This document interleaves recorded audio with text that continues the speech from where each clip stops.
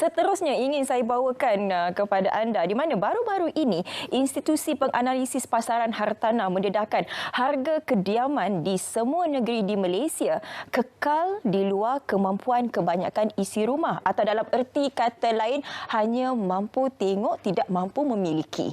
Jadi bagaimana sebenarnya isu ini akan kita bincangkan, rumah versus gaji. Saya bersama dengan tetamu di studio. Saya kenalkan terlebih dahulu Ahyad Ishak, pengasas komuniti Pejuang Hartanah. Assalamualaikum, selamat pagi. Waalaikumsalam, Syafiqah. Saya suka Pejuang Hartanah. Yes. Jadi kepada anda yang sedang berjuang untuk memiliki rumah pertama, teruskan perjuangan anda. Mungkin boleh teruskan juga bagi tips macam mana nak berjuang dapatkan rumah pertama. Wah, okey. Pertamanya kan Syafiqah dan sahabat-sahabat semua, rumah ni adalah satu barang, satu benda yang manusia tu kalau dia nak beli seumur hidup dia tu, barang yang paling mahal lah dalam hidup dia.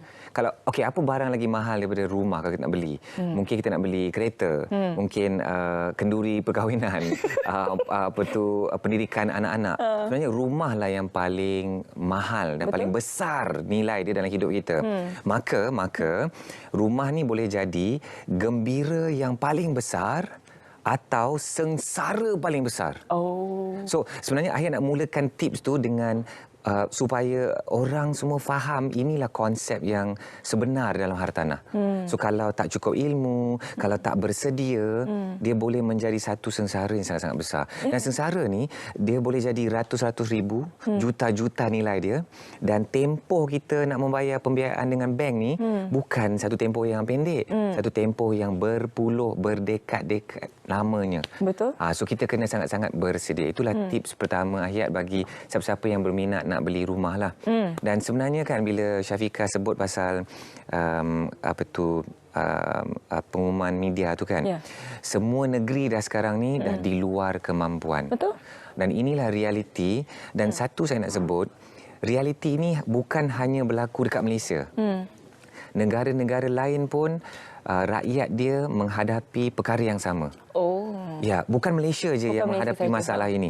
Di Singapura bagaimana ceritanya, di Indonesia sekalipun, di Eropah, saya pergi ke Germany, saya pergi ke Perancis, saya pergi ke Itali, rakyat dia semua cerita benda yang sama.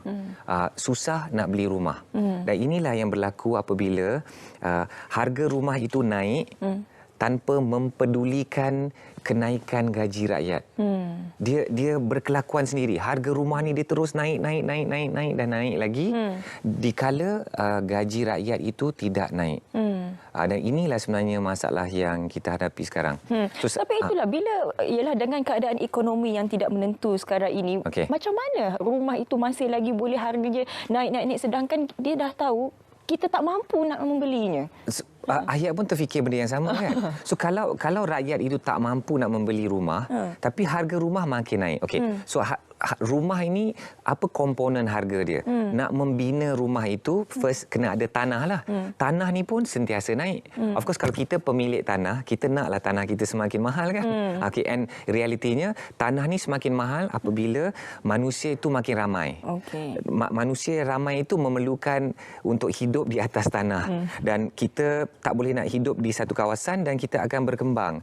Maka satu kawasan yang mungkin kampung dahulu, satu hari nanti dia akan menjadi bandar, sebahagian daripada bandar. So tanah-tanah kampung yang mungkin murah pada satu ketika dahulu, dia akan menjadi lagi mahal lah kerana bandar dah semakin sampai kepada kawasan-kawasan yang di luar bandar itu kan.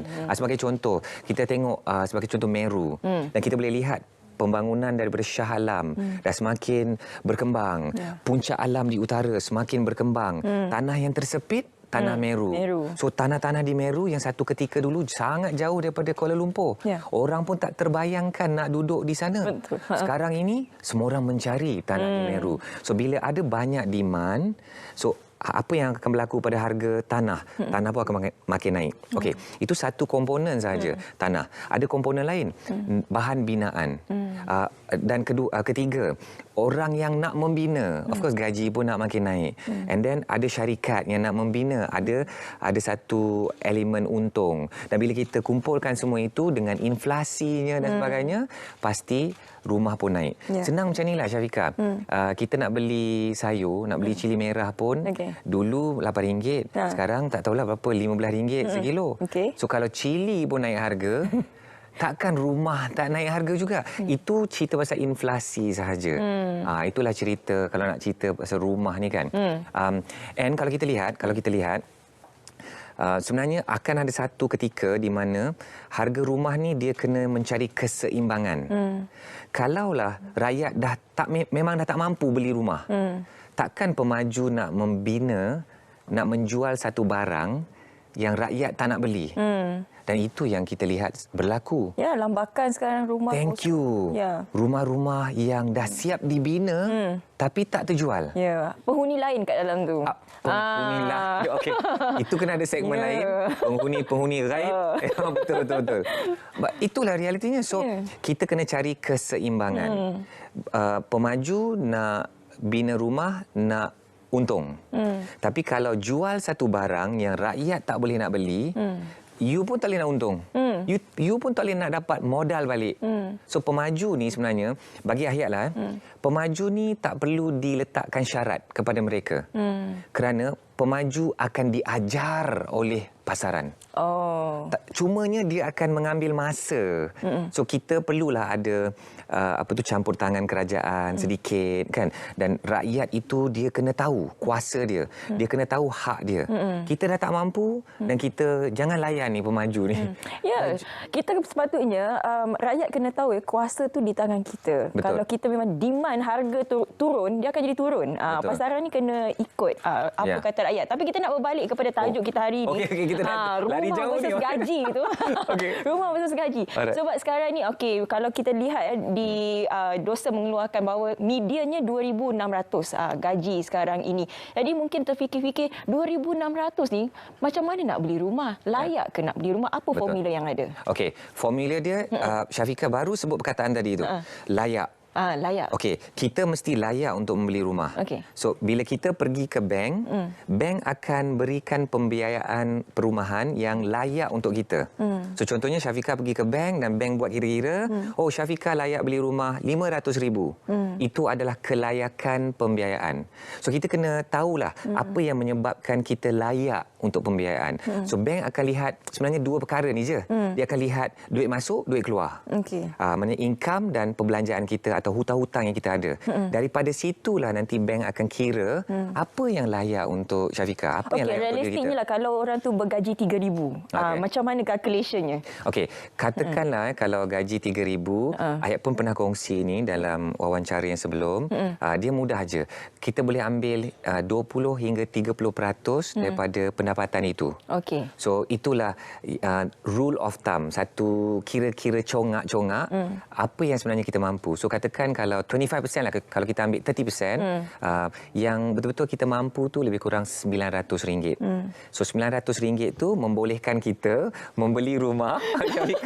Kita menung sekejap, mikir RM900. Rumah apa aku boleh beli RM900? Rumah apa ni? Kat mana nak beli? So kalau kita ada formula lah, formula 200 atau formula 250. So dengan pembiayaan yang kita mampu bayar sebulan itu, contohnya RM1,000. So kita darab dengan 200, mungkin rumah yang kita mampu tu RM200,000.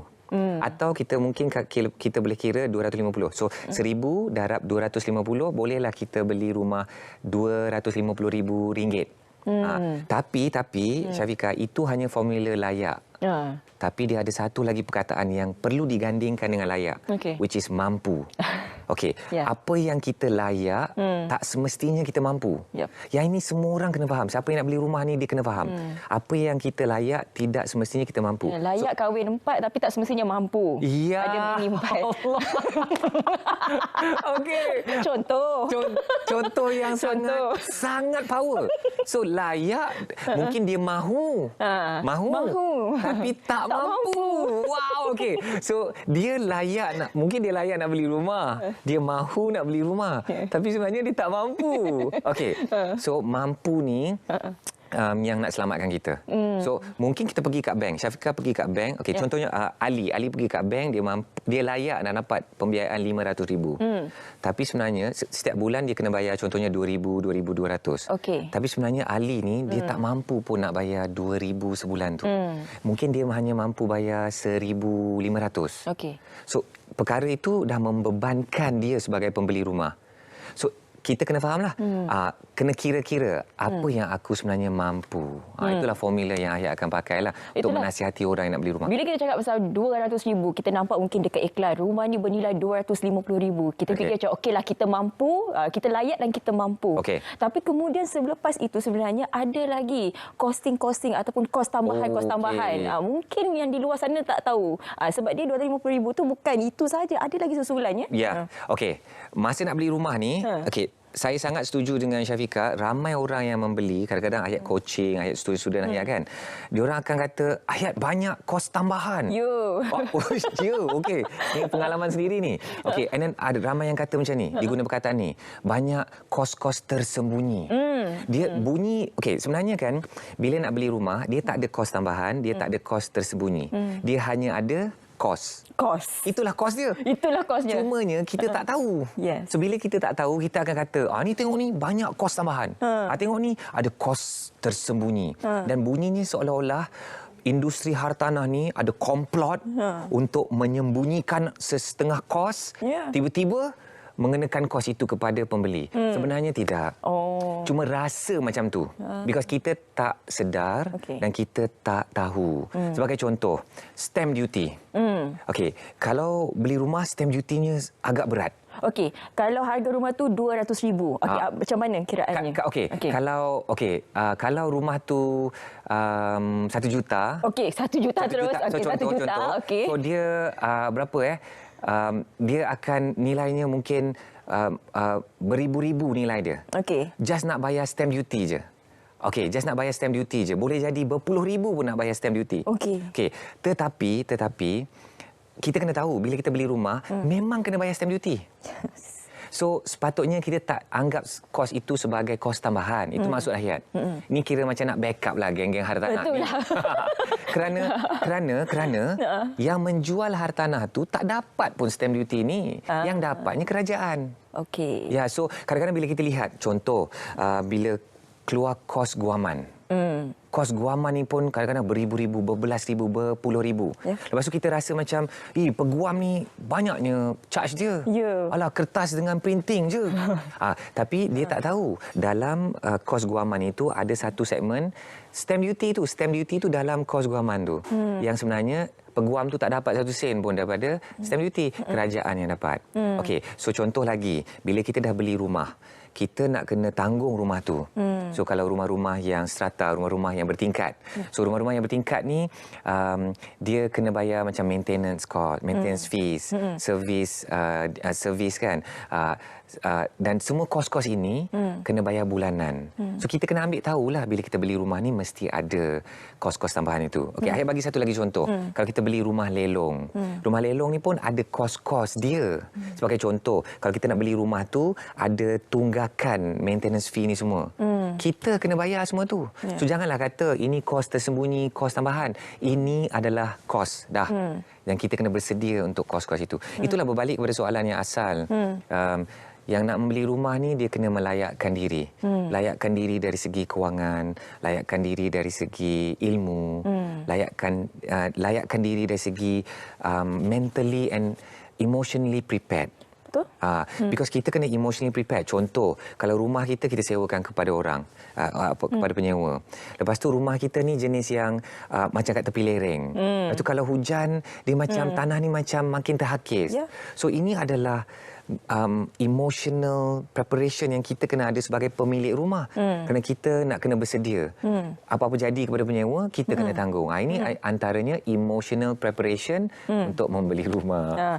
Saya nak tanya sebab Yara tadi kita kata pasal mampu dan juga layak, mestilah kita nak kena ambil loan kan. Betul. Jaranglah orang boleh bayar book macam tu, cash kan. Tak Betul. mungkinlah kita ambil loan. Tapi mungkin ada yang tak layak untuk mendapatkan loan sebabkan yang mempunyai DSR ni, debt service ratio ni. Jadi macam mana untuk DSR yang tinggi ni untuk kita layak dapatkan loan atau pinjaman? DSR ni, kalau kita berbual DSR, kita berdua ni macam dua orang yang memang geng hartanah. Memang dia tahu hartanah. Tu lah, orang ingat saya kerja hartanah pula kan. Tak ramai orang tahu soalan-soalan hari ni sebenarnya telah digubah oleh Syafiqah. Saya tengok, ya Allah, soalan-soalan maut ni semua. Okey. Terror juga Syafiqah buat soalan hartanah. Macam ejen kan? Oh, macam ejen hartanah, macam dah pembeli hartanah, pelabur hartanah tegar. Okey. So DSR ni ialah debt service ratio ni. Macam ni, kita ambil semua hutang kita, kita ambil semua pendapatan kita dan kita bahagikan. Dan kita nak tengok peratusan. So dia nak tengok berapa peratusan pendapatan kita ni yang kena tanggung pembayaran balik hutang. So contohlah kalau DSR kita 50%, bermaksud kalau gaji kita RM5,000, 2,500 tu nak kena pergi kepada membayar komitmen bayar-bayar hutang. So apalah yang tinggal? Hanya 2,500 sahaja tinggal daripada gaji kita untuk hidup. So Mamat ni dia boleh hidup ke? Dan dia nak beli rumah lagi. So dia boleh ke bayar pembiayaan yang baru ni? So inilah pandangan seorang banker kepada kita. Dia nak kenal kita. Mungkin Syafiqah famous, dia hari-hari keluar SPM. Dah 5 tahun jadi host. Okey. So itu di pandangan rakyat.